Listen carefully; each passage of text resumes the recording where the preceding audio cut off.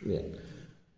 Retomando la clase del pasado martes, pues recordamos pues que las características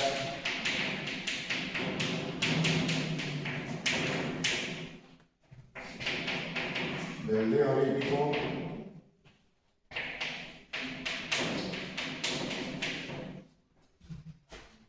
¿cómo será? Bueno, la aparición de la agricultura y de la ganadería.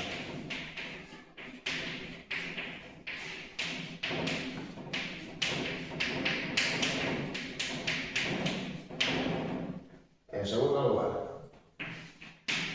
uso de útiles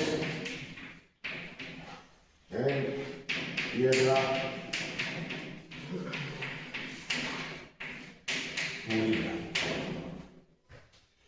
Ya habíamos visto pues, precisamente cómo se utilizan pues, materiales abrasivos para fabricar pues, este tipo de herramientas, que de todos modos pues, se combinan con el uso de objetos tallados y también aquellos realizados pues, en madera, en asta e incluso también con arcilla.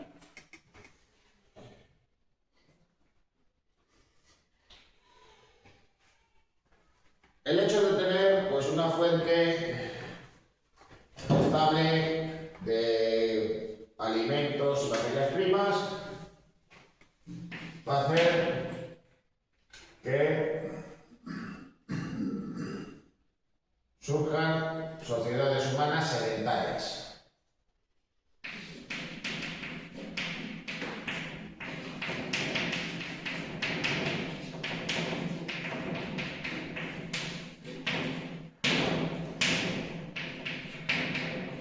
Es decir, que se pasa del ser del nomadismo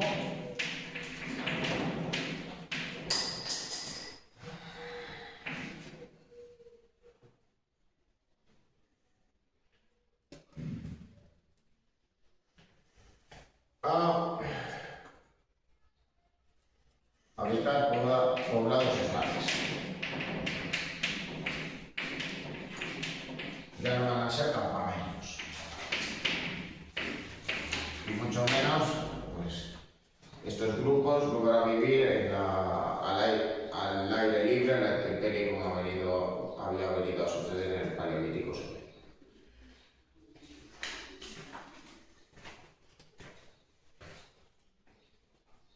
¿Qué aspecto podían tener estos poblados? Bueno, pues utilizaban materiales más resistentes, más duraderos, como podían ser piedras, como podía ser el barro,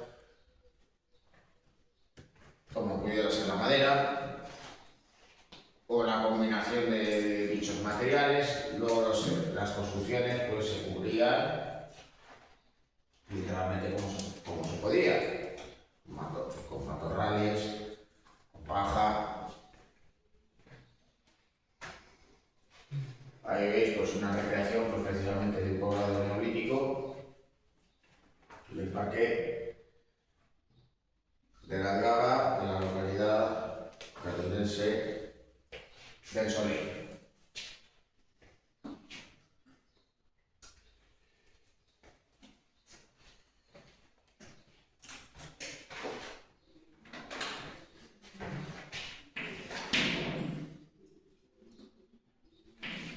Tiene lugar el desarrollo de la artesanía. El ser humano, en vez de realizar pues, útiles con los materiales digamos, que encuentra a mano, pues va a emplear técnicas más elaboradas con otros materiales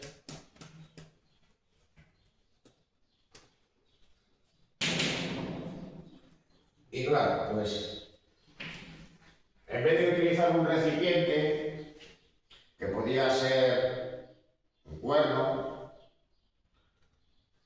madera o incluso piedra que pudiera tener pues, determinada forma, pues entonces se piensa que claro, pues el barro, la arcilla es más resistente, es más duradera, si en vez de secarse al sol, pues se cuece en una mano.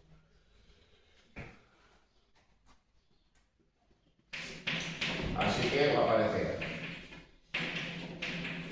la cerámica. ¿Y cómo eran esos primeros útiles de cerámica? Bueno, pues hay que pensar primero que no existía el torno.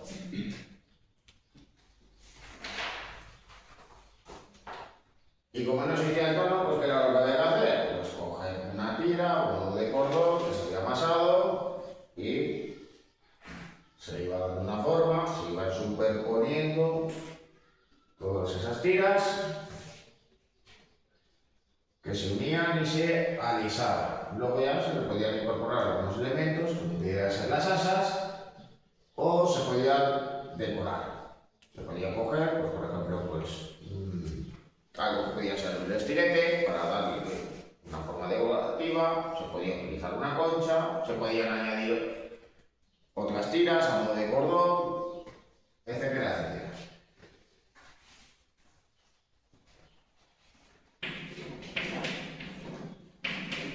Por otro lado, también van a aparecer los tejidos. El cultivo, pues, de ciertas especies vegetales, pero también la domesticación de especies de las cuales se pueden aprovechar las fibras, como en el caso de las ovejas, pues, ¿qué es lo que va a permitir? Pues bueno, pues ya no hacía falta tener que estar vistiendo pieles, ir con cueros encima.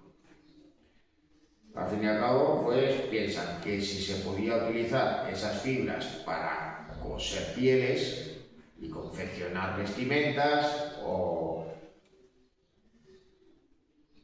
emplearlas, pues, para cubrir esas tiendas que formaban parte de los campamentos, pues ¿por qué no utilizarlas para poder fabricar una tela?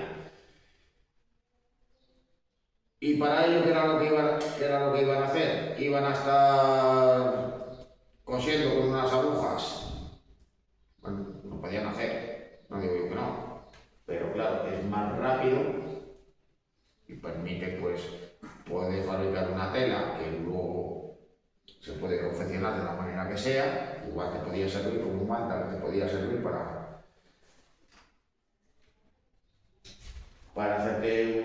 tener un vestido semejante a los peplos de la antigüedad, pues entonces se utilizaba un telar como este, con pesos que no tenían una lanzadera, sino que se iba pasando incluso de un lado a otro. Luego ya, pues, se iba prensando para poder tener la tela correspondiente.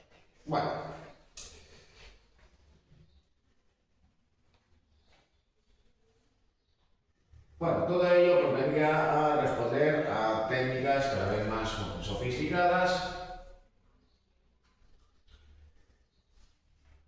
y progresivamente mejoradas. Hay que pensar, porque claro, los recipientes de cerámica pues podían tener usos diversos y por tanto van a tener formas diferenciadas. No van a tener el mismo tamaño ni van a tener la misma forma aquello que servía para almacenar que aquello que servía para cocinar o incluso para comer.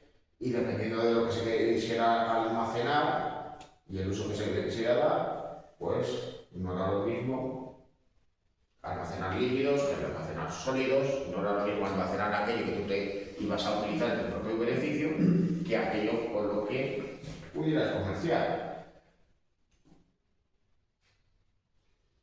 Ahí tenéis un recipiente con forma de ánfora. ¿Por qué las ánforas tenían esa forma y no otra?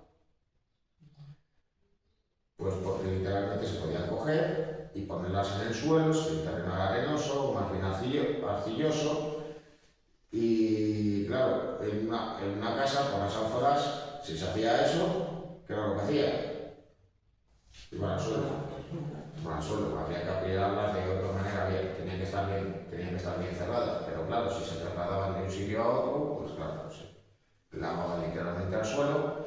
Así que claro, las ánforas pues se utilizaban como recipientes de aquello con lo que se quería comerciar. Bueno, ahí tenéis de todos modos la recreación de una vivienda en el poblado energético de Katamyurt, en Turquía. Ahí veis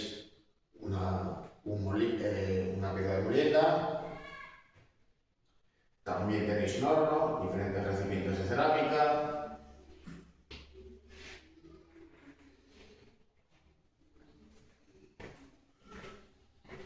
Bueno, os había mencionado de pasada el comercio. ¿Y por qué aparece el comercio? Bueno, pues claro, era muy fácil que los animales tuvieran enfermedades, enfermasen, incluso muriesen. Con lo cual, si alguien tenía ganado, pues a lo mejor se podía quedar sin él. También podía suceder que tuviera lugar una mala cosecha, porque había sequía, por ejemplo, porque había llovido demasiado, o por cualquier otra razón.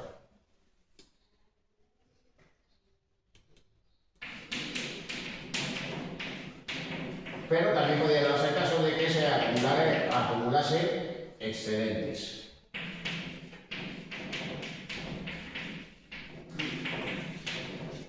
Y claro, pues si se acumulaban excedentes se podían almacenar. Pero claro, en que los productos podían ser perecederos y que las necesidades cada vez iban siendo más complejas, entonces, ¿qué era lo que sucedía? Bueno, pues con esos excedentes se podía adquirir otras cosas. Y al fin y al cabo, pues te podían hacer falta pues, útiles realizados en piedra, útiles realizados en arcilla, determinado animal, o determinadas semillas. Así que claro, entonces, ¿qué era lo que pasaba?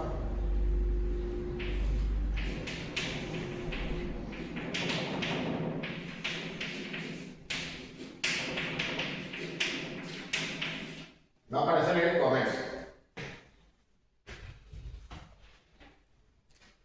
Aunque eso sí, muy reducido.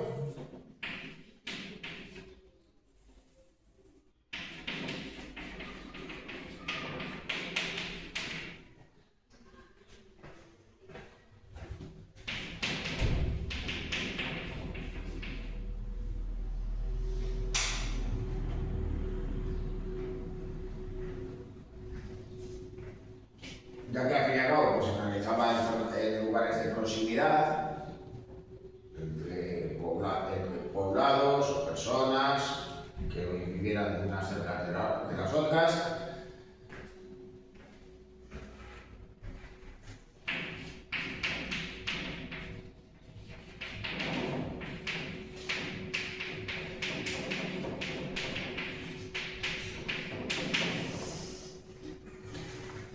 Con lo cual va a utilizarse también pues, la técnica del trueque, el intercambio de unos bienes por otros.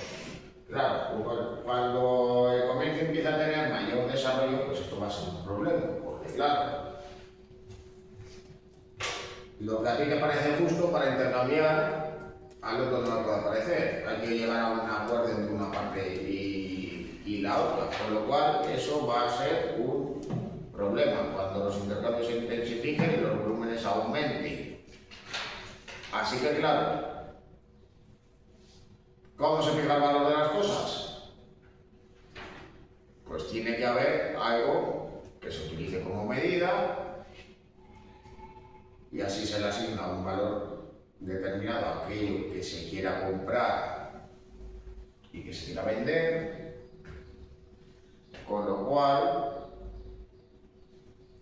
ese elemento que va a ser ese tercer factor entre unos productos y los otros va a ser el dinero. Así, pues no hay que calcular, pues, por ejemplo, cuántas ovejas vale 100 toneladas, 100 kilos de harina, por ejemplo. Bueno, si se desarrolla el comercio, entonces necesariamente va a tener que aparecer otra cosa que no existía en la antigüedad. No se habían domesticado los animales. Así que, claro, pues las personas cuando migraban de un sitio a otro, ¿cómo lo hacían? Pues a pie, evidentemente. Se domestican animales y aparecen pues algunas innovaciones que permitían transportar pertenencias, luego productos de un sitio a otro. Van a aparecer otras innovaciones en la época, así que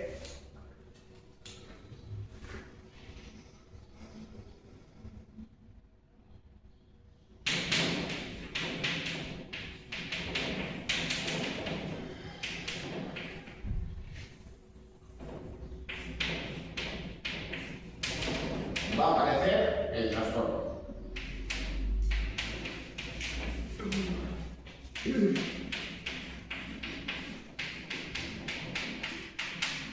Bueno, las personas de aquella época, si habían domesticado al caballo, al burro o a algunos otros animales, podían montarse encima de él y viajar. Pero, mucho mejor aún, podían hacer que llevaran encima mercancías.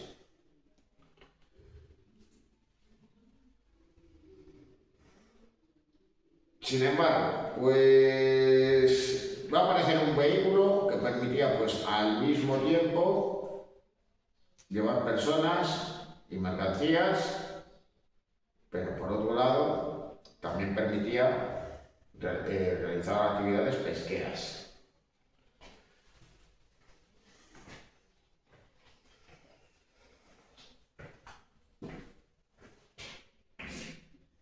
Así que antes de que apareciese la rueda,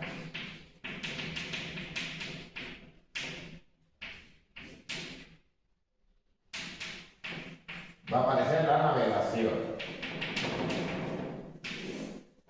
Y antes de que nos pudiera aparecer lo contrario, pues va a aparecer la navegación a vela. Porque claro, si ya se sabía cómo fabricar tejidos, porque no van a fabricar telas lo suficientemente grandes como para atarlas a un mástil y poder aprovechar la fuerza del viento para navegar en las inmediaciones de la costa.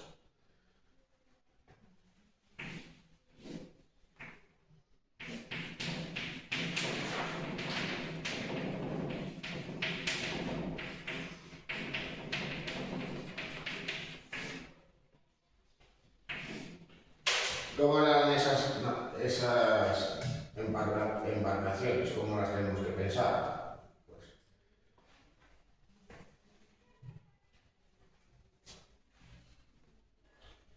Pues tenían pues este aspecto, embarcaciones pues, literalmente pequeñas, que permitían pues, esa navegación del cabotaje. Tenéis que pensar que pudieron utilizar los necesarios remos para tratar de propulsarse con velocidad, pero también para dirigirse hacia un sitio a un sitio u otro, no quedar digamos pues a merced de las corrientes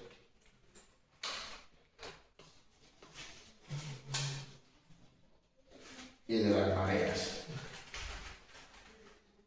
Ahí tenéis pues por tanto pues este ejemplo que se halló precisamente en Italia.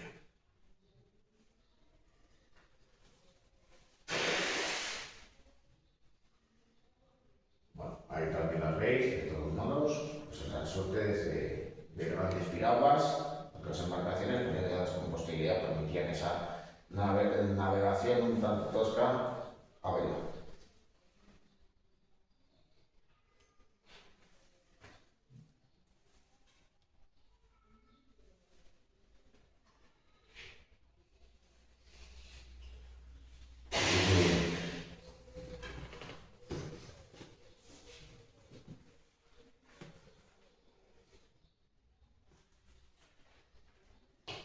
Bueno, el sedentarismo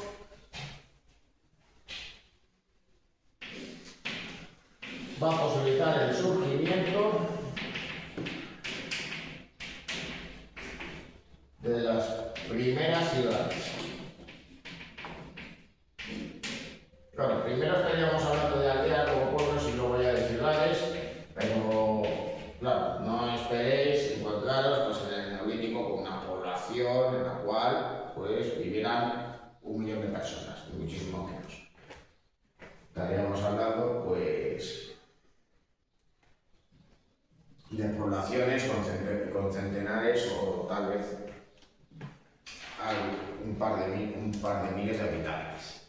¿Cómo eran estas ciudades? Bueno, pues por la concentración de la población,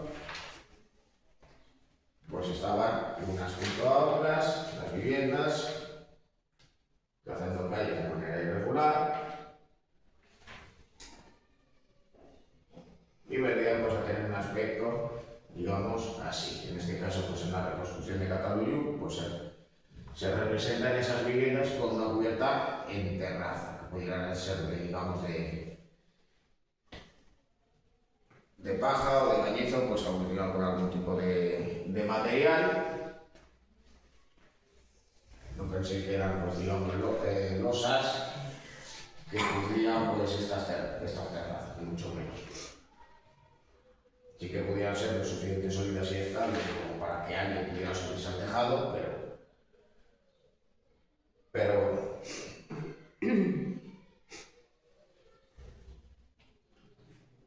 Bueno, las ciudades más antiguas de la historia de la humanidad se localizan en el llamado creciente fértil, con lo cual se encuentran pues, en terrenos pues, correspondientes a Mesopotamia,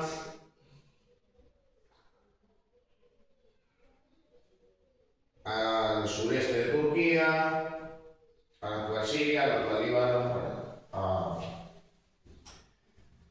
la actual Israel y a los territorios palestinos, por lo cual pues una de las localidades más antiguas en la historia de la humanidad pues es la bíblica Jericó. Allí se han encontrado pues, diferentes estadios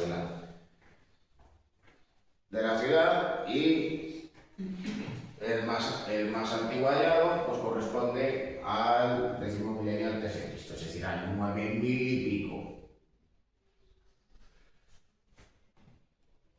Sería el yacimiento de Tel el Sultán, que encontraréis allí. Bueno.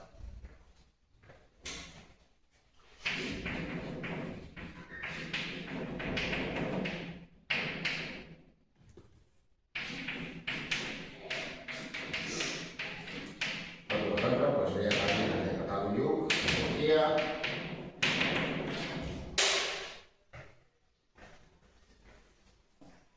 O Belquitepe, que ya veremos pues también su yacimiento.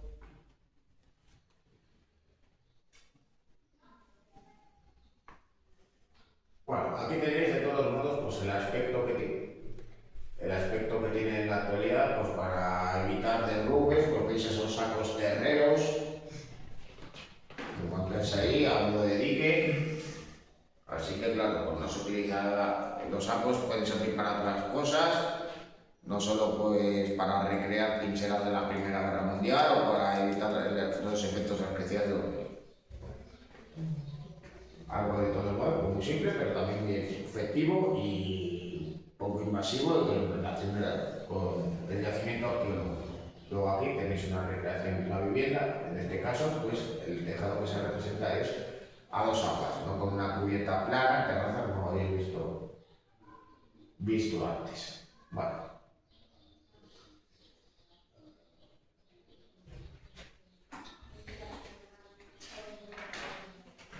Bueno, nos encontramos ya con una sociedad más compleja.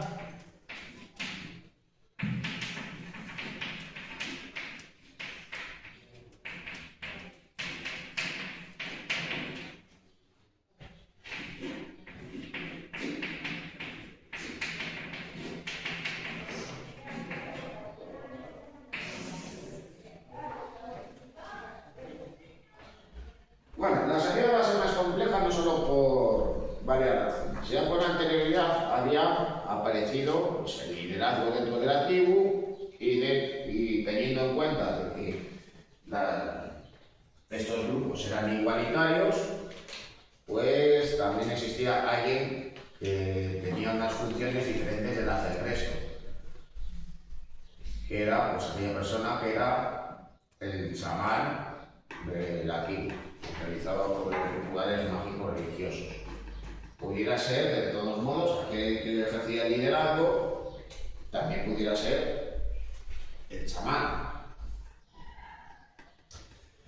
Pero claro, ya en el Neolítico, pues no cúspide social, digamos a modo de jefe o de reyezuelo, sino que además pues se va a rodear, digamos, pues de personas que están, digamos, en la cúspide. Estaría que ejerce las funciones de sacerdote, que puede ser al mismo tiempo jefe. Van a aparecer en las sociedades de la antigüedad, aquel que era el monarca también era quien dirigía las ceremonias religiosas. Los reyes sacerdotes era una moneda común en esas primeras sociedades.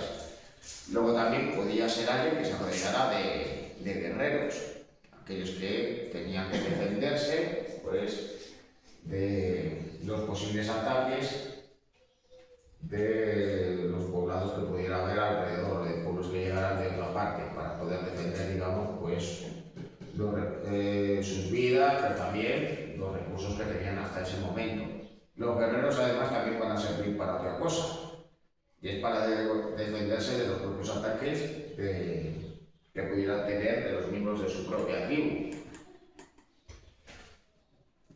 Bueno, quitando, digamos, ese grupo un tanto reducido, ¿qué pasa con el resto de la población? Pues va a aparecer la especialización en el trabajo.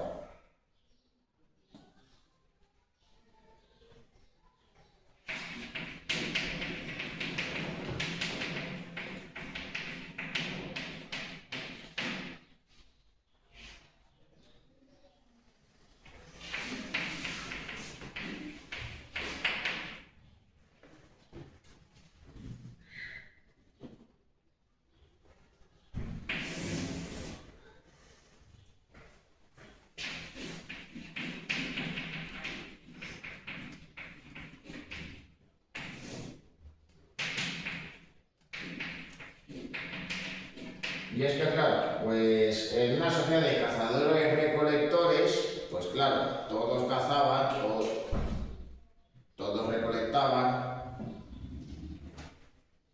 todos pescaban, etcétera, etcétera, etcétera. A los niños se les enseñaba cómo poder realizar todas esas actividades como fabricar útiles, los ancianos transmitían su conocimiento, pero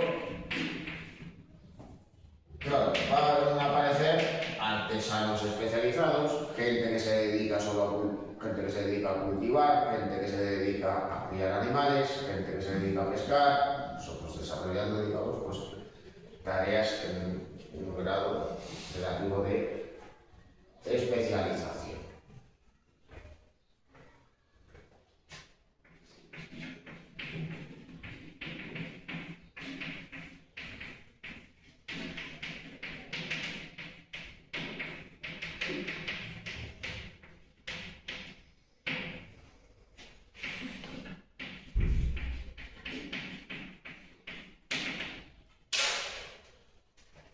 Así que claro, pues no solo había una sociedad dividida por estratos a modo de clases, sino que además pues había una división establecida, digamos, por oficios, en base a lo que cada uno, digamos, hiciese.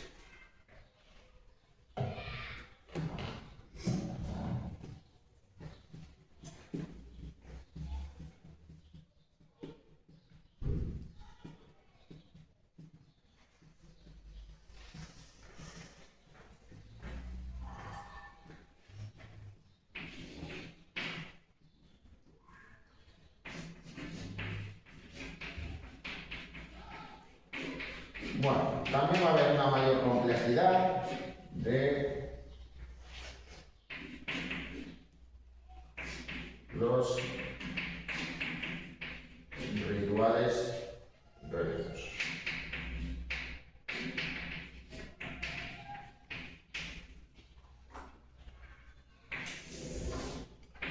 Clave para entender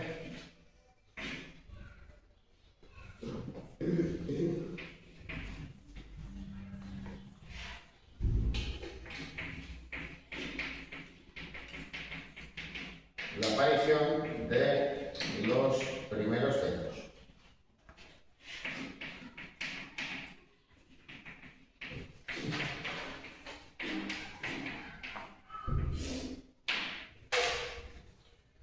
Bueno, pues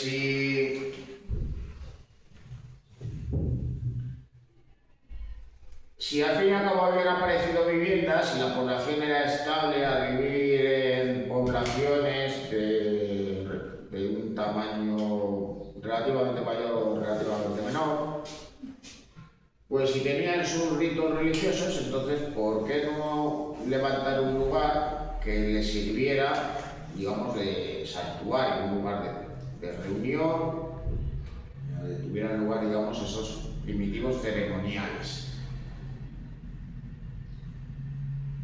El ejemplo más antiguo conocido de un templo, o que nosotros pudiéramos asociar a un templo, nos lo vamos a encontrar en el yacimiento arqueológico turco de Göbekli Tepe.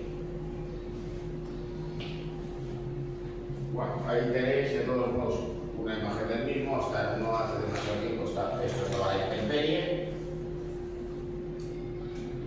Y bien, veis estos elementos que os pueden recordar como una especie de estelas, algo digamos curiosamente más sofisticado, aunque sea más antiguo que un menhir. Bueno, pues sería lo que formase parte del templo.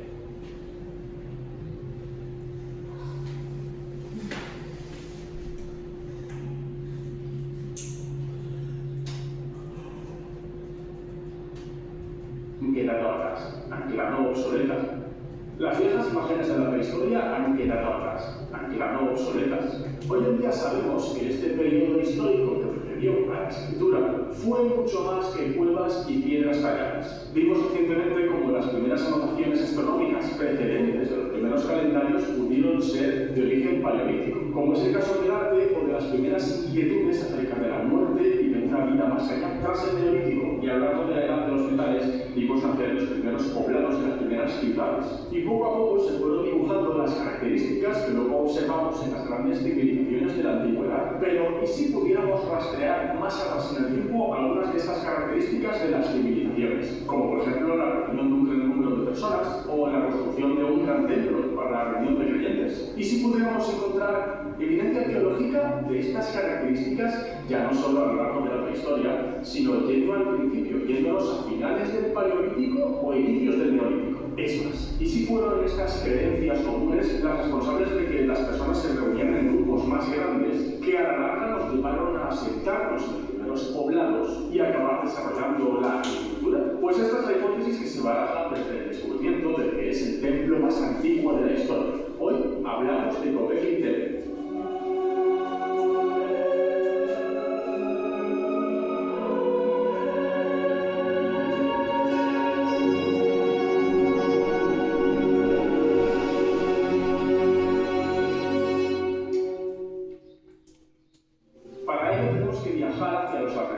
De la ciudad de Sanlúfa, en Turquía, al sur del país, cerca donde nacen los ríos Tigris y Éufrates. Curiosamente, en esta zona entre estos dos ríos se suele situar tradicionalmente el origen de la civilización. A apenas 14 kilómetros de esta ciudad se levanta una colina, una montañita alargada, encima redondeada, que los lugareños llaman Göbekli Tepe, que significa Monte Azul. En la década de 1960, un equipo de arqueólogos de la Universidad de Chicago viajó hasta esta región y estuvo realizando una prospección en búsqueda de yacimientos arqueológicos. Estuvieron en la colina de Göbekli Tepe, pero llegaron a la conclusión de que no tenía un gran interés. Sí que detectaron algunas evidencias de ocupación, o al menos de acción humana antigua, en la cima de esta colina, pero creyeron que se trataban de restos de un puesto fronterizo de edad bizantina. Incluso observaron unos bloques calizos dispersos que interpretaron como lápidas de tumbas antiguas. Pero debían tener otros objetivos y nunca le dedicaron mayor esfuerzo ni llegaron a excavar en esta colina ni nada por el estilo. 3 décadas más tarde, el arqueólogo Klaus Smith, investigador del Instituto Arqueológico Alemán, o DAI, se encontraba en esta región,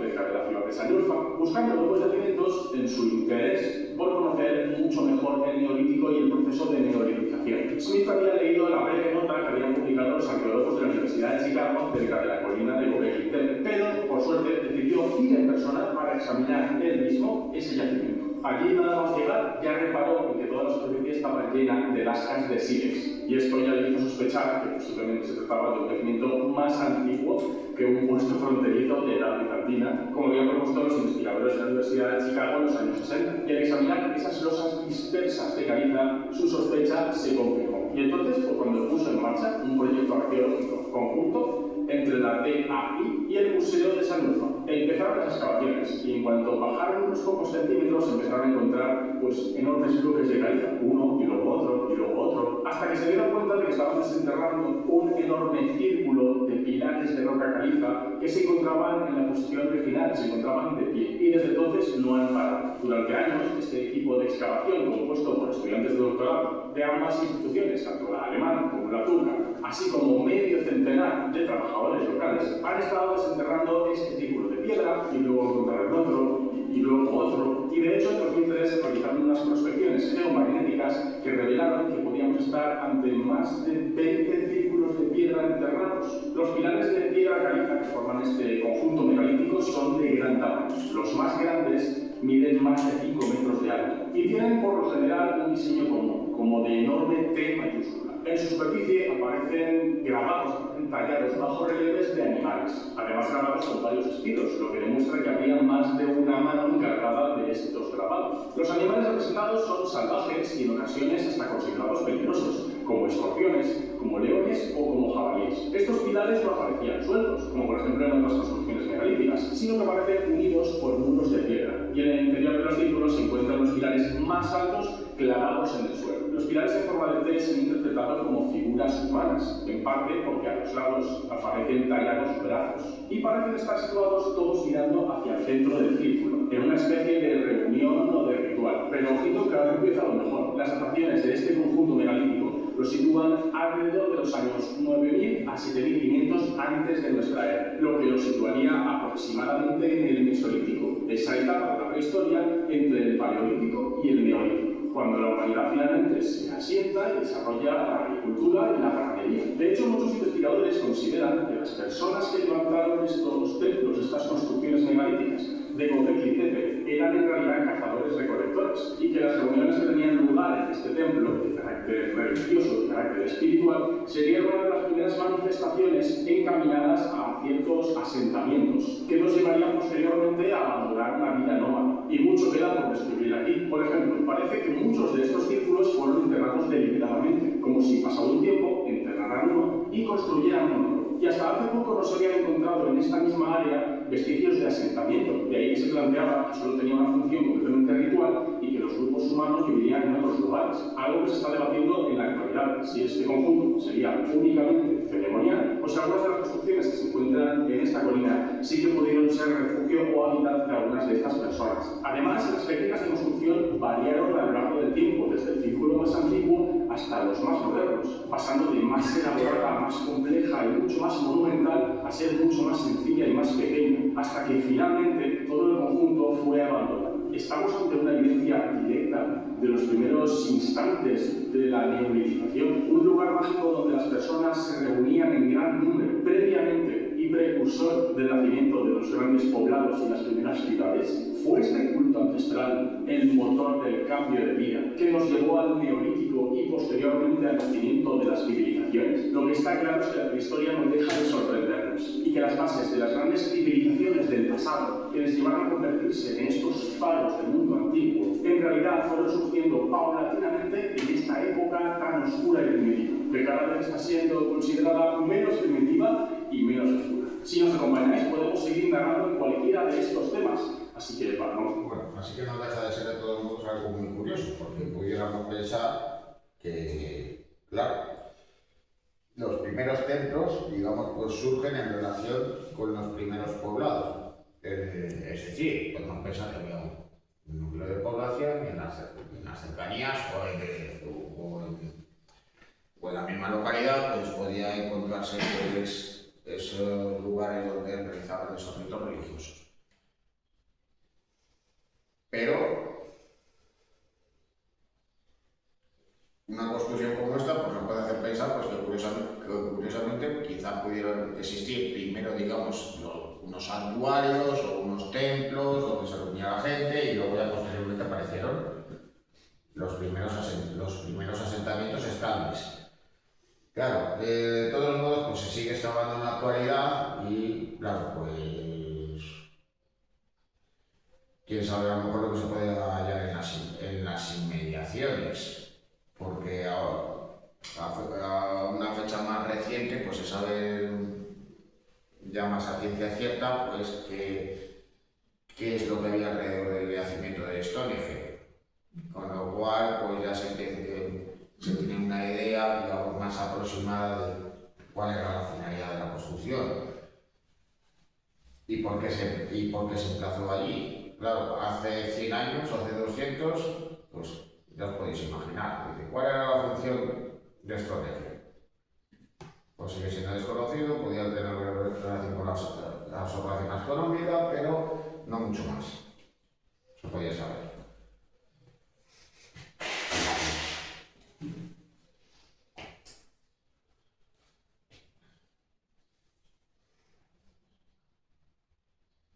Bueno, luego ya, en el caso de Cataluña, aquí ya nos encontramos con este otro.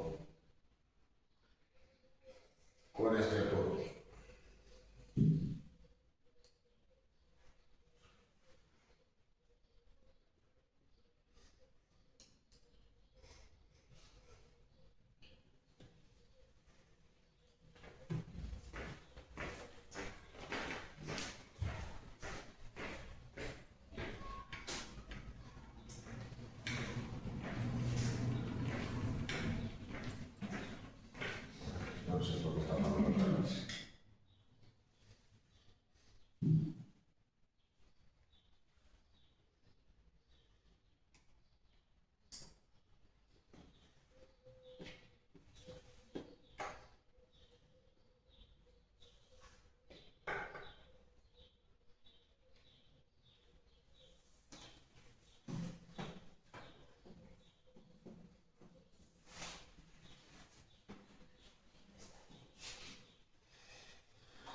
Bueno, pues no puede ser.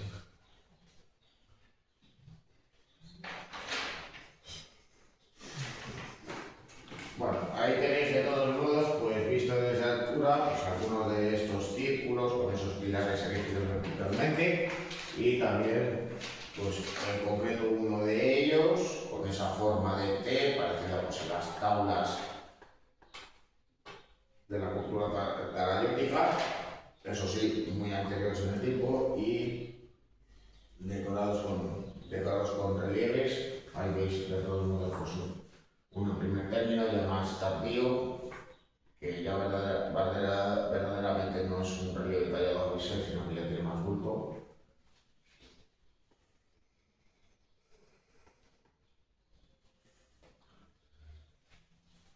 Bueno, y luego ya, por último, cabe señalar la aparición de las primeras necrópolis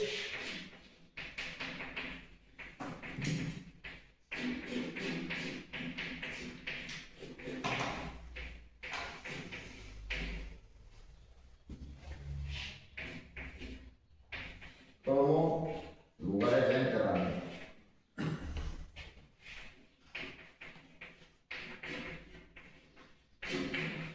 Si ya en el Paleolítico Medio los hombres y mujeres de Neandertal enterraban a sus difuntos y con un ceremonial muy concreto,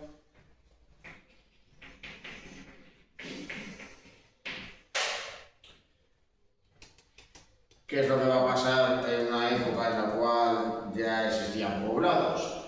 Bueno, pues va a haber un espacio concreto en el cual, pues, de una manera determinada, se van a enterrar los cadáveres. Aquí tenéis un ejemplo en Cádiz.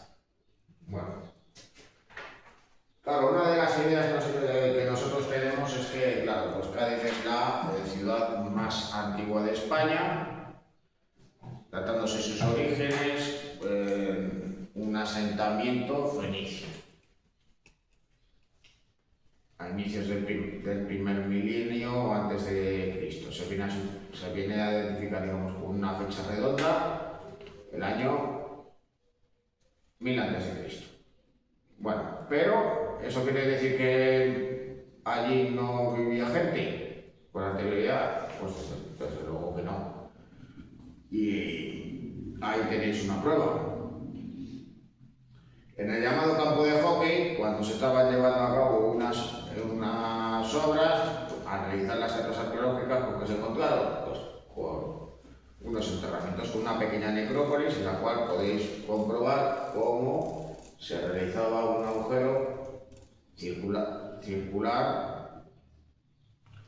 en el suelo.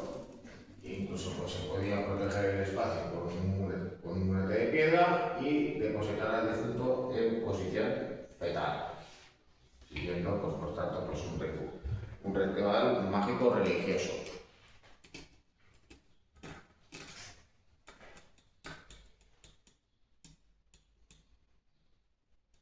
Bueno, en el Neolítico no aparece el arte, pero sí que van a aparecer cosas que no existían con anterioridad. Una de ellas, no se lo había mencionado, es la cerámica. Vale.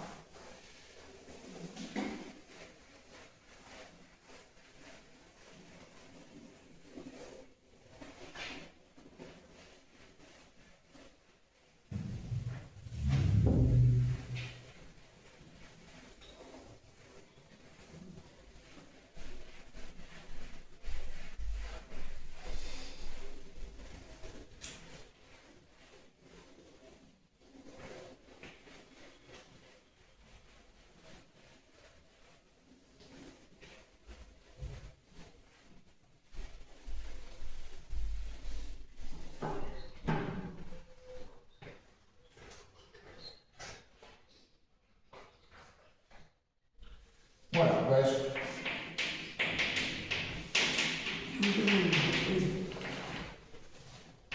con respecto a las manifestaciones artísticas,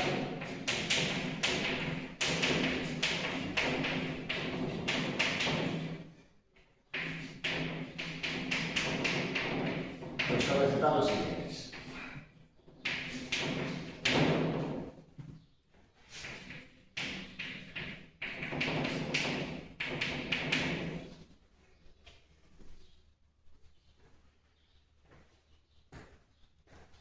Primero, la cerámica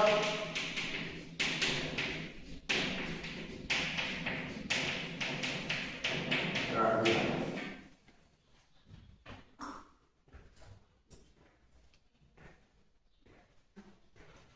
¿Cómo se ha realizado la cerámica tardía? Bueno, pues ya mencioné que de todos modos se podía utilizar un estilete para realizar formas decorativas. Ahí tenéis de todos modos un ejemplo. Pero esas formas decorativas se podían realizar también utilizando un objeto muy concreto, y era la concha de un berberecho. Sobre la arcilla húmeda se iban realizando, digamos, esas incisiones, con lo cual nos encontramos con esas formas geométricas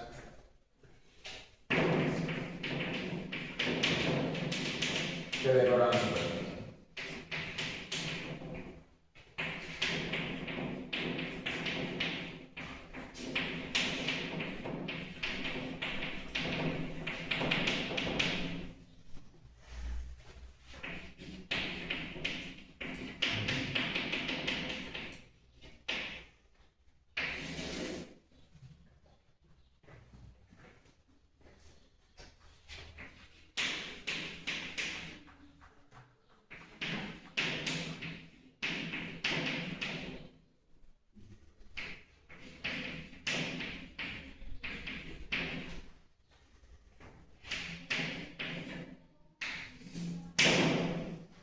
Porque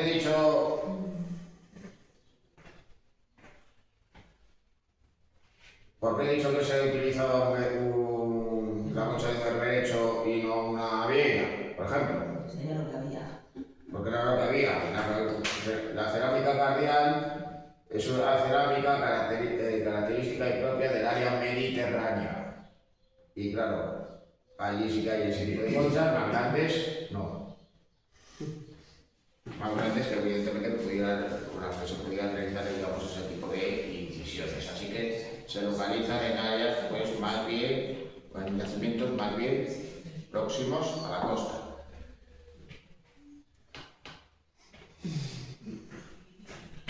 Bueno, pues no obstante, también se decoraban los vasos y otros objetos.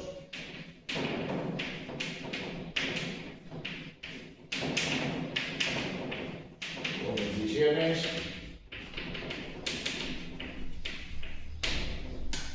Tiras a modo de cordón.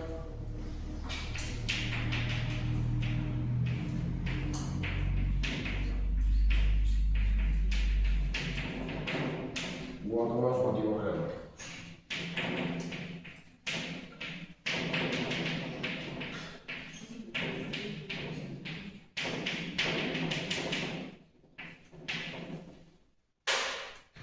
Bueno, vamos a ver entonces cómo se realizaban estos útiles de cerámica por aquel entonces. En el 8000, en el 6000 antes de Cristo.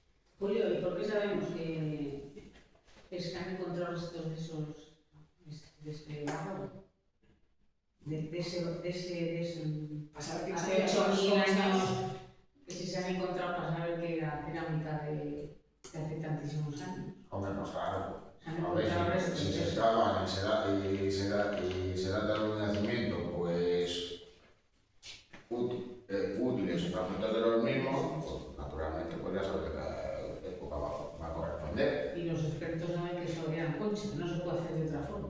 Esos dibujos. Hombre, si junto a restos de cerámica Hay conchas. te encuentras pues con conchas y claro, pues ya vienes a asociar pues, que el empleo de la misma pues corresponde con la forma que tenemos a coger de la cerámica. O sea que, Pues era fácil y bien bonito. para llegar ahí, Sí, es que no había otras cosas. No había mucho donde elegir. Porque claro, pues tú piensas, ¿qué era más práctico? ¿Utilizar esto o estar con el estudiante haciendo todo el rato así, haciendo agujeros? con las Bueno, pues ahí tenéis de todos modos los dos ejemplos. La cueva de un cuenco de cerámica, el yacimiento de la cueva de Tajos de Cacín, en Granada, frente a este otro de la cueva de Lor, de Beniarrés, en Alicante, que ya lo veremos pues algún ejemplo más. También nos podemos encontrar con formas tan curiosas como esta, un vaso geminado, en este caso también de la cueva del Oro, de Beniarrés. Este otro, podéis pensar, porque claro, el hecho de utilizar una asa para cogerlo solamente con una mano y poderlo utilizar pues, para beber algún tipo de líquido pues, a modo de taza o utilizarlo como si fuera un cazo, pues era algo que hace 6.000 y pico años pues ya se hacía. Además, daros cuenta, pues no solo se utilizaba, digamos, el borde dentoso, también podía pues, coger una cosa pequeña y incrustarla para hacer ese borde. Otros ejemplos más, uno de la Cueva de la Salsa, en este caso en Valencia, y otro de la Cueva del Oro. Y luego ya pues como ejemplos de cordones que se han añadido sobre la superficie, es decir, que se coge una tira, pues se adhiere a la superficie de la vasija del recipiente y se moldea también pues, para dar una forma determinada. Pues tenéis estos dos ejemplos, uno de la Cueva de la Salsa en Valencia y de un yacimiento que está pues, en el mismo Alicante, que es el de Tosal de Les Bases. También, pues, claro, los orígenes de Alicante como ciudad pues, son antiquísimos, antes de la fundación de Alaucre por parte de los griegos que establecieron ahí una colonia.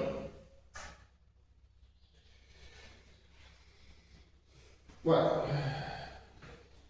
acerca de la pintura rupestre levante, bueno, pues qué características tiene.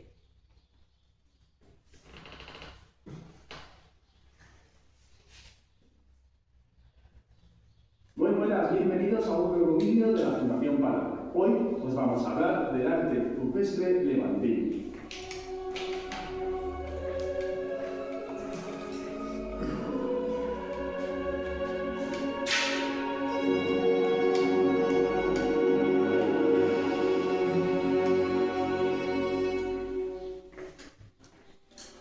Llamamos arte rupestre levantino a un tipo concreto de arte rupestre que se desarrolló en toda la zona oriental de la península ibérica, extendiéndose por casi toda la costa mediterránea, desde Lleida hasta Almería, pero de que también se han encontrado manifestaciones muy importantes en otros lugares como Río Duero en Huesca, en Albarracín, en Teruel o en algunos lugares de Cuenca.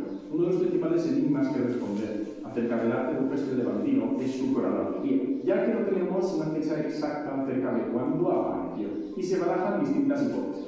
Unas establecen su origen y desarrollo temprano en el Paleolítico, otros lo consideran epipaleolítico o mesolítico, y por último hay partidarios de que este arte rupestre sea plenamente neolítico. Los estudios más recientes provenientes parecen apuntar a un origen epipaleolítico de este arte rupestre levantino. A diferencia del típico arte rupestre paleolítico que tenemos en mente, el arte rupestre levantino situó sus conjuntos artísticos, sus representaciones artísticas, en abrigos rocosos o en oquedades naturales más bien al aire libre y que se forman típicamente en sierras calizas, frente al típico arte que está en el interior de cuevas en la profundidad que veíamos en el Paleolítico. Se empleaba principalmente. Bueno, ahí tenemos una diferencia muy curiosa. Estas pinturas están al aire libre, literalmente. Al localizarse en zonas de suelos calizos, pues, ¿con qué nos vamos a encontrar?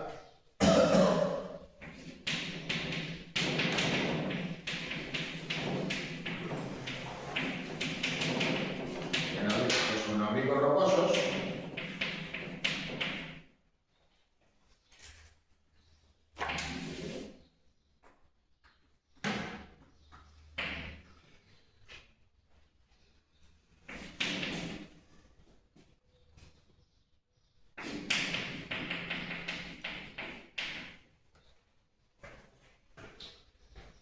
de terrenos kársticos. Bueno, yo no sé si habéis estado en el cañón del río Lobo. Sí, no sé qué es. Bueno, pues en lugares como más antes del plato, pues igual que hay cuevas, que hay pozas, etcétera, etcétera. Aparte, pues también hay barrancos, con una importante caída de altura, pero nos encontramos en una zona, pues digamos, en cierto modo que nos puede recordar a bóvedas de unas iglesias medievales. Y claro, literalmente son unos amigos, porque claro, si te colocas, digamos, debajo de ellos, pues aparte, a resguardo de las inclemencias meteorológicas. Pero por otro lado también estás al aire libre, con lo cual, claro, ahí había una ventaja, pues con respecto al paleolítico. Se podía pintar sobre la superficie sin tener que estar recurriendo, pues, a la precaria iluminación que se empleaba por aquella época. Y además, pues, para poder observar las pinturas en esos lugares que quizá pudieran ejercer las funciones de santuario religioso, pues se podían ver durante el día. Ahí en ese sentido, pues nos encontramos una diferencia muy significativa. Bueno, ¿son las únicas pinturas rupestres que datan de esa época? No. ¿Son las únicas que se hicieron en su momento? Tampoco. Pero evidentemente, pues el gran número de las mismas e incluso, pues, la calidad de algunos de estos conjuntos, pues lo convierten, pues, en uno de los lugares, pues, más destacados en cuanto a las pinturas prehistóricas de la época. Si en el caso de España tenemos, pues, ese ejemplo por excelencia de las pinturas del Paleolítico, en el caso de aquellas realizadas en el área en la época antálica, pues en el caso del Neolítico, pues sobresalen, pues, especialmente todo este conjunto de pinturas rupestres que, al igual que las de la zona pirenaico-cantábrica, forman un conjunto declarado Patrimonio de la Humanidad por parte de la UNESCO. De ahí, pues, también su conservación y puesta en valor. Principalmente el color rojo, el negro y el blanco, que por supuesto eran obtenidos de diferentes minerales y no los mezclaban, de manera que en esas pinturas no aparece la bicromía, ni la policromía, ni ningún tipo de gradación de tonalidades. Las figuras tanto humanas como animales son las protagonistas de este arte, y una novedad de este arte rupestre es que aparecen formando escenas muy dinámicas. Podemos llegar a identificar y diferenciar tres tipos de escenas. Por un lado, escenas bélicas, con escenas de combate, desfiles o danzas guerreras. Después se reproducen escenas de la vida cotidiana. Y por último, las que reproducen escenas relacionadas con la caza. Los humanos aparecen representados de diferentes maneras. Por ejemplo, las representaciones masculinas aparecen desnudas, con algunos adornos y portando objetos como arcos y flechas. Las representaciones femeninas aparecen con el tronco desnudo y con una falda acampanada que puede llegar en ocasiones hasta las rodillas, o incluso hasta los pies en algunas representaciones. Pero como hemos dicho, los animales también son protagonistas de gran parte de las escenas. Los más comunes son los caperinos, las cabras, los cérvidos, ciervos y especies relacionadas, los caballos y los bóvidos. Y aparecen en variedad de situaciones. En ocasiones, en escenas de caza, dándoles los humanos caza a estos animales, otras veces solos y en diferentes actitudes, como estáticos o en alguna postura de alerta, caídos en alguna trampa o con el cuerpo lleno de flechas, e incluso alguna representación de animales ya muertos. Uno de los conjuntos pictóricos más completos de este arte rupestre levantino es el abrigo de Cogüí en Lleida, en el que además vemos representaciones de diferentes técnicas y de diferentes momentos. Es también muy típico el barranco de Cascones en Teruel, donde podemos observar la imagen de un arquero pintada en un rojo oscuro junto a una cabra, o la escena de la cacería de ciervos que se puede observar en la Cueva de los Caballos de la Valparta en Castellón. Y en la Cueva de la Araña en Picor, en Valencia, podemos asistir a una escena de caza de cabras salvajes, así como a escenas más cotidianas como una escena de recolección de miel, en el que un personaje que sujeta un cesto con una mano aparece rodeado por multitud de abejas que revolotean alrededor de este personaje y del panal. Otros ejemplos de importante arte rupestre levantino son, por ejemplo, el abrigo de Carlos de la Misera en Yecla, Murcia, las cuevas de la Solana de las Covachas en Albacete, las cuevas de la Salva en Alcoy, Alicante, la Cocinilla del Obispo o la cueva del Val del Charco del Agua Amarga, estas dos últimas en Teruel. ¿Qué os parece? Pues seguiremos indagando en las culturas de la prehistoria, así que no podéis perder los vídeos nuevos que estamos preparando. Recordad, para no perderos el detalle, suscribiros, lo más importante, si no lo estabais todavía. En segundo lugar, darle al botón de la campanita para recibir noticias. Vale.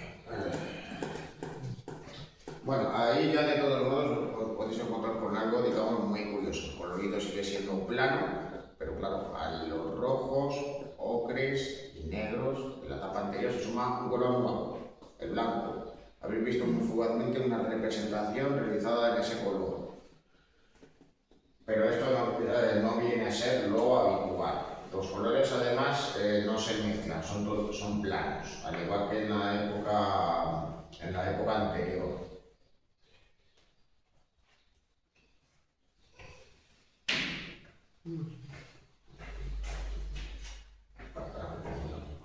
Bueno, pues ¿qué características tiene?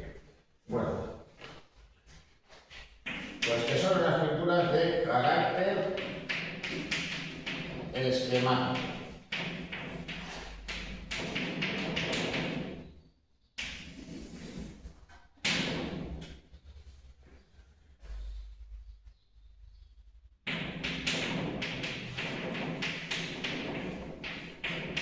Va a incorporar el movimiento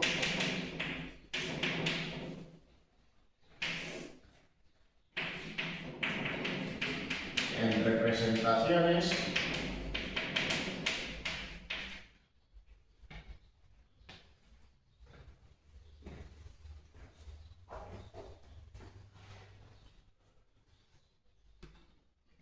que, a diferencia de la época anterior donde aparecían animales aislados o impresiones de manos en la superficie o símbolos que pudieran ser formas geométricas o líneas o simples líneas y que nos pudieran parecer pues, más bien una suerte de pintura abstracta, pues en este caso,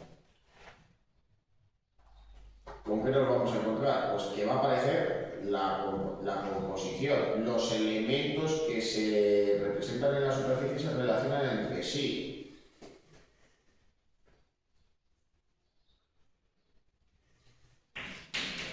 Así que nos vamos a encontrar con escenas que van a ser de diferente tipo. Muy habituales son las escenas de cacería.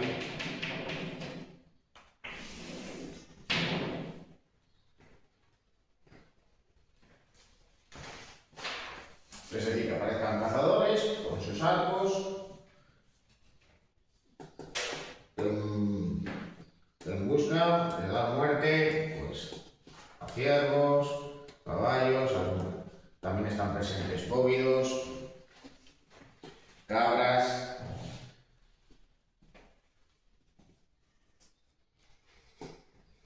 Eso por una parte.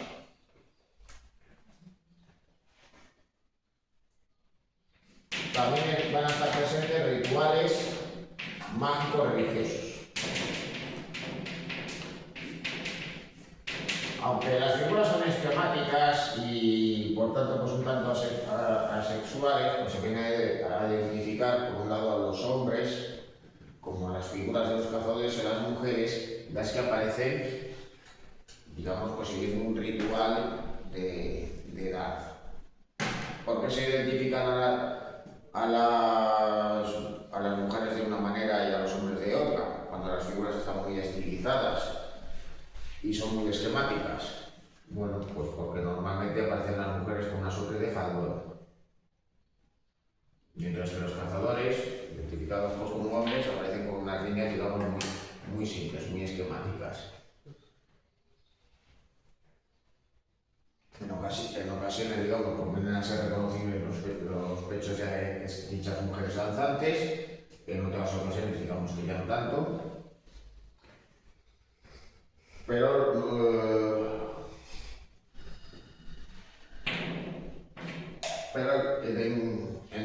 en todo caso,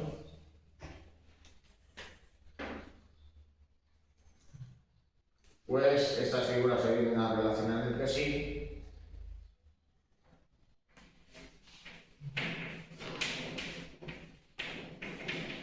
con otras, digamos, de carácter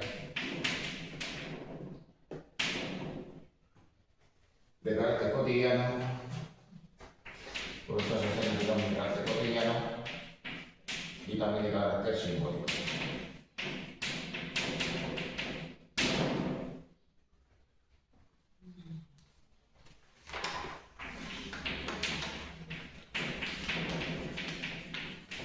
Bueno, lo que sí que es llamativo y que es una diferencia con el paleolítico es que la presencia humana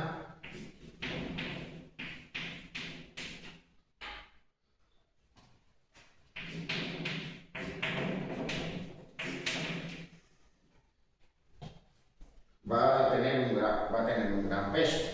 Si con anterioridad estaba prácticamente ausente, en la pintura rupestre levantina del Neolítico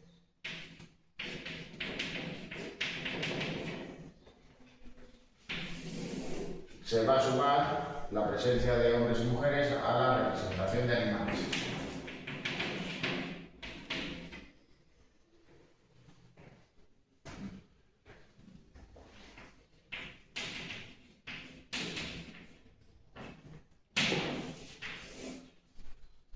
Generalmente especies cinegéticas, aunque hay algunas excepciones.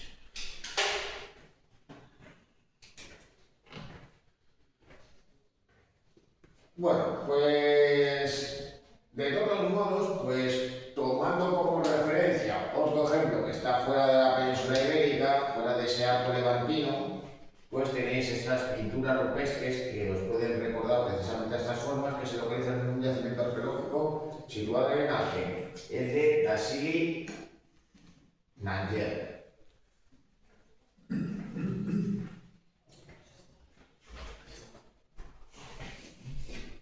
Bueno, ¿habéis estado allí? No. Tassili Nanger. No. Bueno, pues lo dudo mucho, lo preguntamos por si acaso. Bueno, se localiza en una zona que está muy cerca de la frontera con Libia y Mali, o sea, en pleno desierto del Sáhara.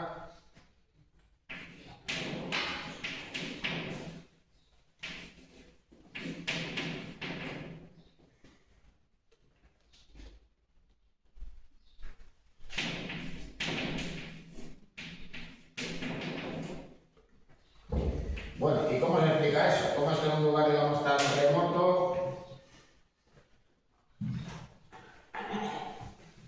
y inhabitado e inhabitable, pues hay unas pinturas rupestres en unos abrigos rocosos, pues por una cuestión muy simple, y era pues porque cuando se pintaron, pues hace alrededor de 10.000 años, pues allí sí que vivía gente. ¿Y por qué vivía gente? Pues porque por entonces esa área del Sahara sí que era habitable. El paisaje era muy parecido al de la sabana africana, el área estaba recorrida incluso por algunos ríos, pero claro, entonces tuvo lugar un cambio climático y entonces ese espacio que estaba cubierto de vegetación pasó a ser una zona esteparia y finalmente se convirtió en un desierto. Claro, otras zonas habitadas del desierto del Sáhara pues no nos han dejado restos. Esta zona pues situada pues a una mayor altitud, alrededor de unos 1.000 metros, debido pues al aislamiento geográfico, pero también a unas condiciones pues, relativamente favorables, pues han permitido su conservación. ¿Qué pinturas nos vamos a encontrar? Bueno, pues escenas pues, muy parecidas a estas que os he estado comentando con anterioridad, como la que veis ahí en la imagen, pero otras pues muy curiosas que quedan dando pie, pues digamos, a ciertas conjeturas. Bueno, vamos a ver un pequeño vídeo sobre ello.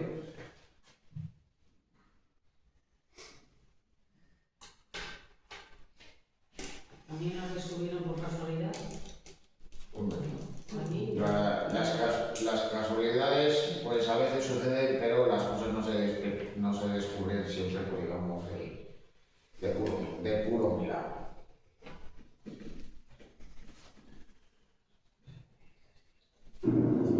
¿Qué secretos oculta el Museo de Arte Prehistórico más grande del mundo? En el sudeste de Argelia, en pleno desierto del Sahara y cerca de la frontera con Libia y Malí, hay una gran meseta montañosa llamada Tassili Najer, literalmente meseta de los ríos, situada a más de 1.000 metros de altitud. El lugar, que cubre un área de 72.000 kilómetros cuadrados, es un parque nacional y reserva de la biosfera considerado Patrimonio de la Humanidad desde 1982.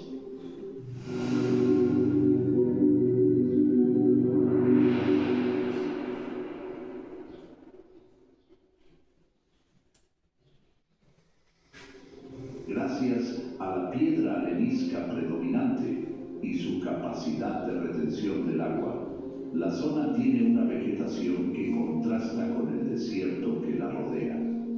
La escala de la erosión, especialmente en los profundos sistemas de barrancos del norte, indica que la reseca naturaleza de Tassili estuvo antaño surcada por vías fluviales.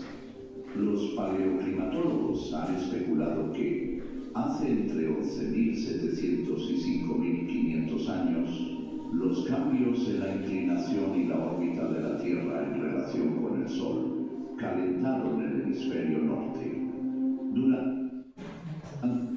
Tu casa también puede renovarse y ahora es el mejor momento. Aislar tus bolitas de sus afueras. Haz que tu hogar sea más moderno, eficiente y cómodo, sin gastar nada. Gracias a la ley del tratado, el aislamiento de tus cuartillas puede estar financiado a los 7 años, sin adelantar tus hogares. Durante este periodo húmedo africano, los monzones de verano, más largos e intensos, llenaron las cuencas geológicas de lagos y humedales. Grandes ríos conectaban el Atlántico con la costa mediterránea del Magreb. Grandes mamíferos recorrían las interminables praderas. Entre las especies que se pueden encontrar allí están algunos de los árboles más antiguos del mundo, los cipreses y mirtos saharianos, que se encuentran en peligro de extinción. Toda su superficie está cubierta por formaciones rocosas creadas por la erosión, que emergen de las dunas de arena y parecen, desde la distancia, las ruinas de antiguas ciudades. Estas inmensas llanuras rocosas que en ocasiones dan paso a bosques de monolitos, están ahuecadas por akbás, agujeros en los escarpes a los que solo se puede acceder a pie o en camello, y múltiples fallas y cañones en ocasiones con grietas, cursos o pozos de agua. La meseta y el macizo están habitados por los tuareg, y la ciudad más cercana es Janet, un oasis en el extremo occidental de la región. En 1910 se descubrió que el lugar contenía uno de los conjuntos de arte parietal prehistórico más grandes e importantes del mundo.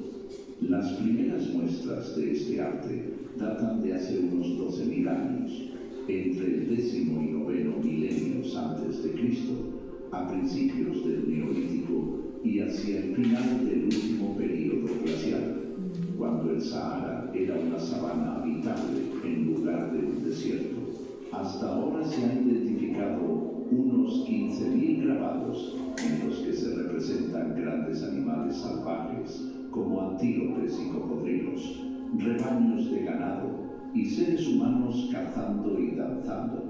Los más antiguos corresponden a animales que vivían en el Sahara durante el Holoceno temprano, realizados hace más de 10.000 años por grupos de cazadores-recolectores. Ahí ves, Las gracias. primeras pinturas se realizaron hace unos 7.500 años por los mismos grupos, en las que aparecen representadas figuras humanas esquematizadas.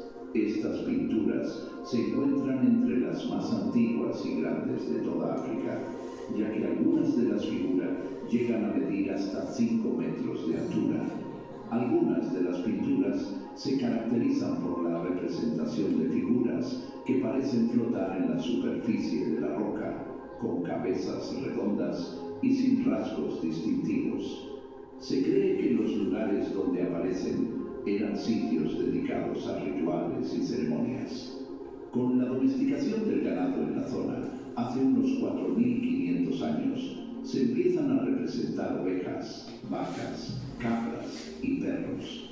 Junto a ellos aparecen cazadores con arcos, mujeres y niños.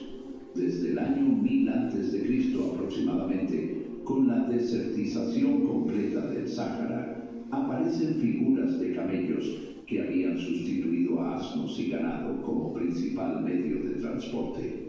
Coincide con el desarrollo de las rutas comerciales de larga distancia usadas por las caravanas para transportar sal y otras mercancías. Entre las pinturas más destacadas está la denominada Diosa con cuernos, realizada en el Neolítico y que representa a una mujer caminando que lleva lo que parecen ser cuernos en la cabeza y lleva brazaletes con flecos, una falda y bandas en las piernas y tobilleras.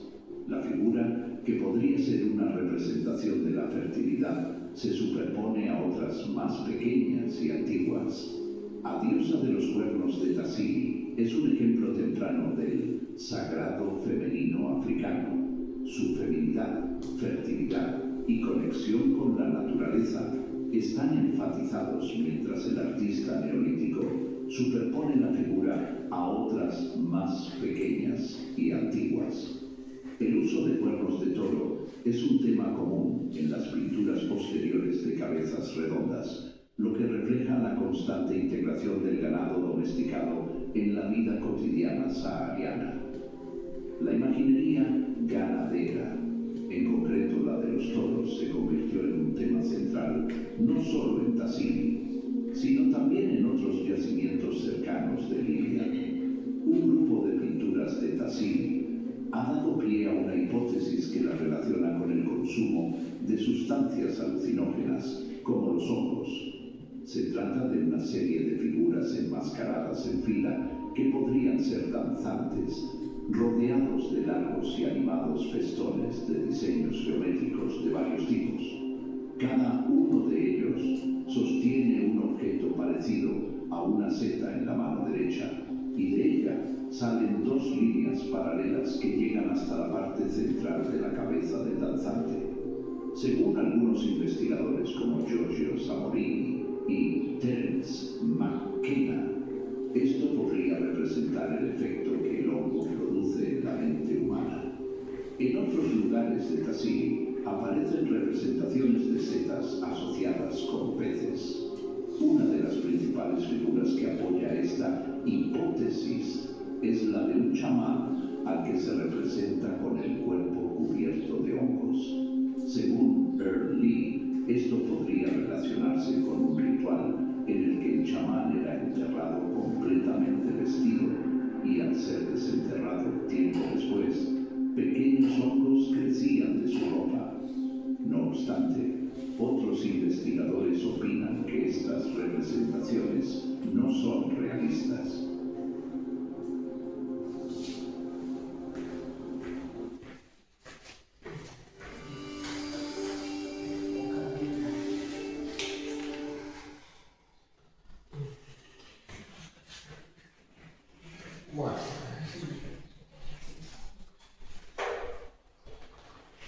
Bueno, ahí tenéis de todos modos pues una explicación con respecto a las mismas, al hecho yacimiento, donde por un lado pues nos encontraríamos una escena de caza y otras en las cuales aparentemente está presente pues una danza ritual. Esas formas esquemáticas con esas cabezas que en cierto modo nos pueden recordar a unas setas, pues quizás no pudieran representar, aunque de una manera muy esquemática, pues un tipo de tocado o de máscara o de casco que pudieran portar en su momento. También digamos que da pistas acerca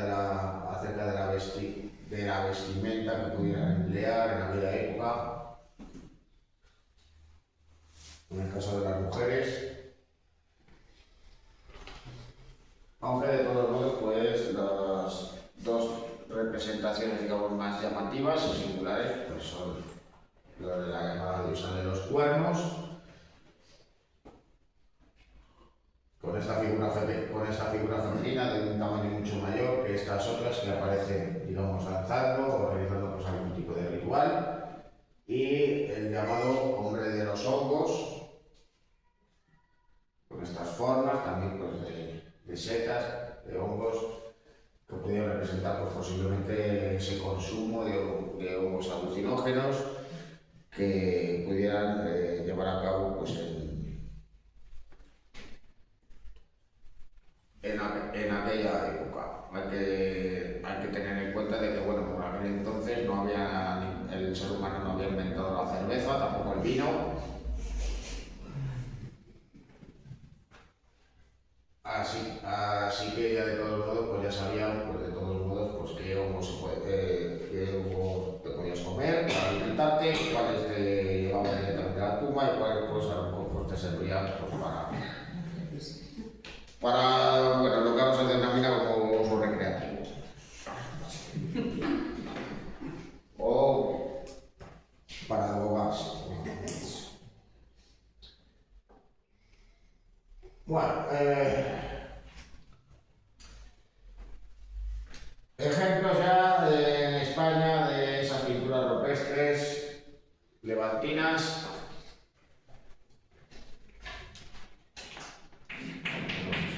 Por ejemplo, semejante por ahí.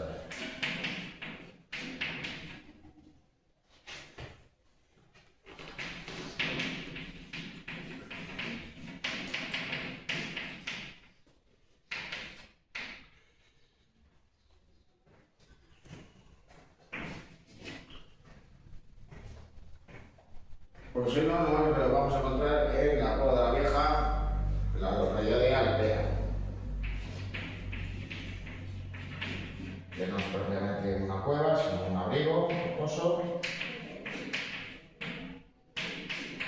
que está en la provincia de Albacete. Bueno, aquí tenéis una maqueta que la reproduce y una vista de la misma en detalle. En esta suerte de cueva, pues, ¿con qué nos encontramos? Pues con la figura de diferentes animales, fundamentalmente ciervos, y figuras esquemáticas de hombres y de mujeres. Aparecen cazadores, pero también aparecen mujeres danzantes. Llama la atención de todos modos esta figura de mayor tamaño que pudiera de todos modos pues, identificarse con algún tipo de divinidad o recalcar, digamos, la figura del chamán, la figura del sacerdote. Y bueno, pues para hacernos una idea de cómo son este tipo de pinturas, dónde se localiza, cómo se pueden ver, pues este es el lugar donde se encuentran, así que detrás de esta verja están las pinturas. Habría que acceder pues, por ese lugar. El emplazamiento pues, vendría a ser en esta área.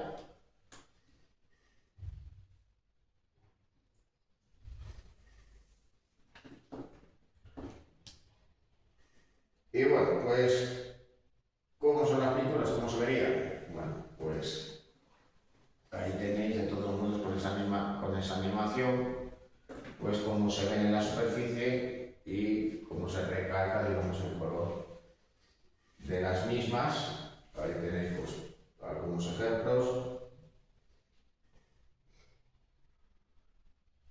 Así lo podéis reconocer mucho mejor a este cazador con un arco y unas flechas, cortándolo pues bajo el brazo, o bueno, bajo la sobaquera.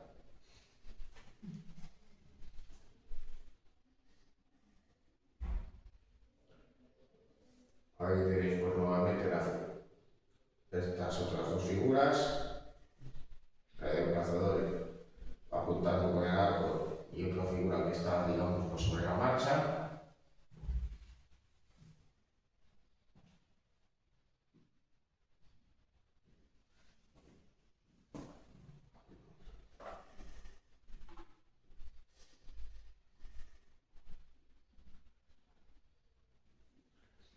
Aquí sí que estarían presentes pues, las figuras de unos animales y bueno, pues luego ya pues, aparte de esa recreación que habéis visto, pues aquí estaría pues, el espacio destinado como museo en Almea. Bueno.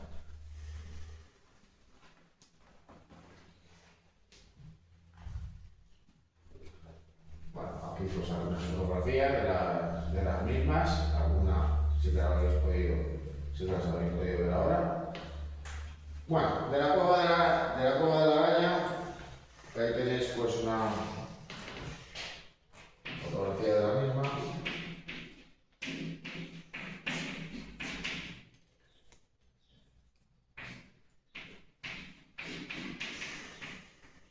En la localidad valenciana de Guipúzcoa.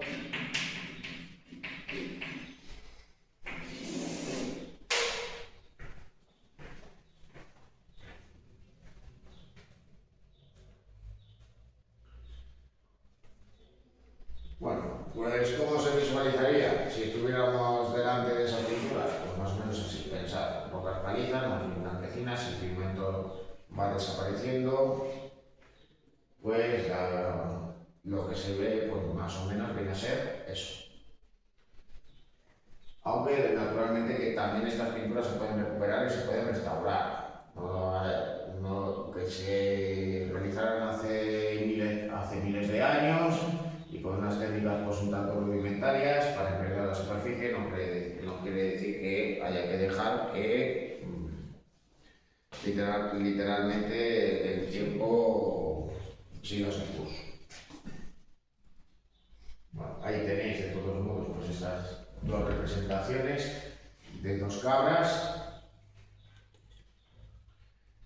no, de dos ciervos, aunque la representación más conocida es esta, la de una figura humana, un hombre o una mujer, no se sabe muy bien, que está recogiendo miel y está acompañada por unas abejas, así sería como lo veis en la cueva y esta recreación de la misma. Bueno, ya para ir acabando por hoy, pues vamos a ver las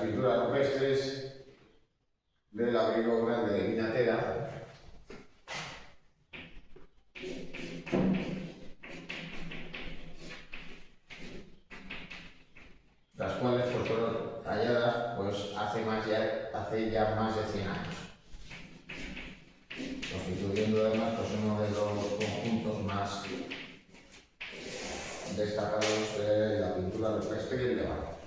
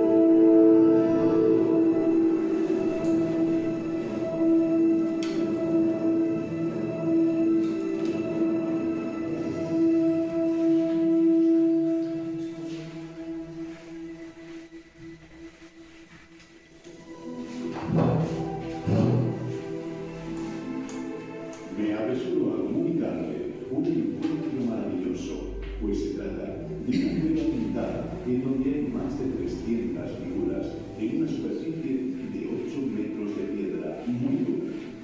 Consiste en figuras en ciervos, caballos, cabras y figuras de hombres con flechas, lanzas, habiendo también bastantes figuras de mujeres, todas en perfecto estado de conservación, no existiendo ni incrustaciones ni estalactitas. Creo que sea la mejor hasta ahora conocida, aún incluyendo la de Altamira.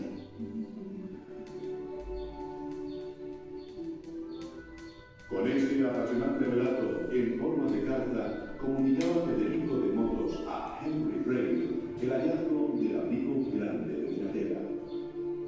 Fue Juan Jiménez de Llamas, un prospector de la época, contratado por Federico de Motos, el boticario de Pérez Blanco, en Almería, quien se encontrase en agosto de 1914 con este tesoro, hoy declarado Patrimonio de la Humanidad.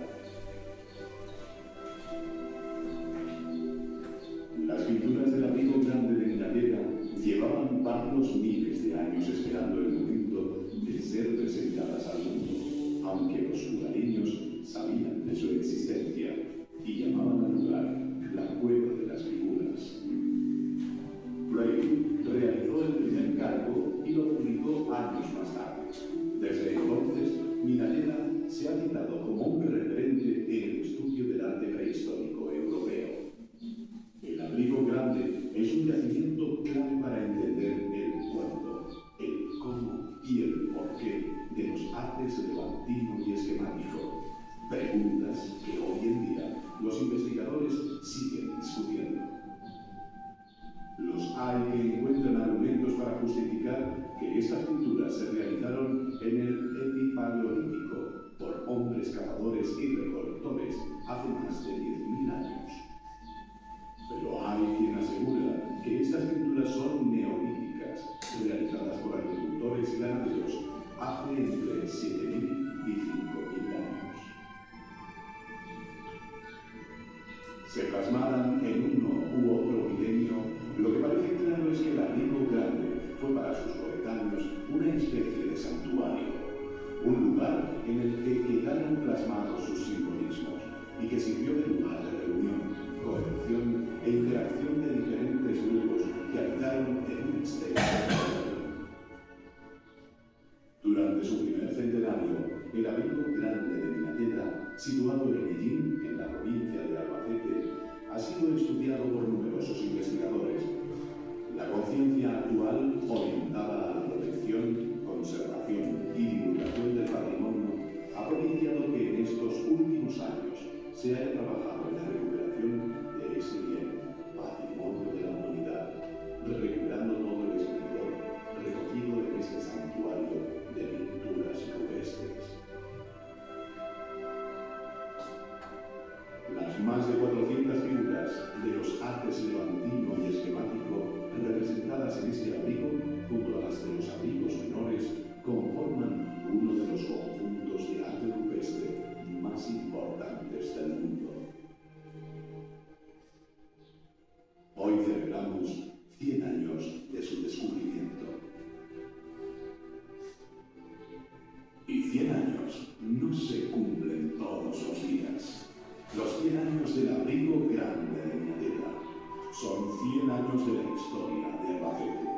que nos contemplan desde un conjunto excepcional de pinturas prehistóricas que impactaron cuando se descubrieron, que impactaron mucho más cuando tras los estudios realizados se dieron a conocer a nivel mundial y que han seguido impactando hasta la actualidad. Seguramente, tras la restauración realizada, el mejor momento para visitarlas en las últimas décadas.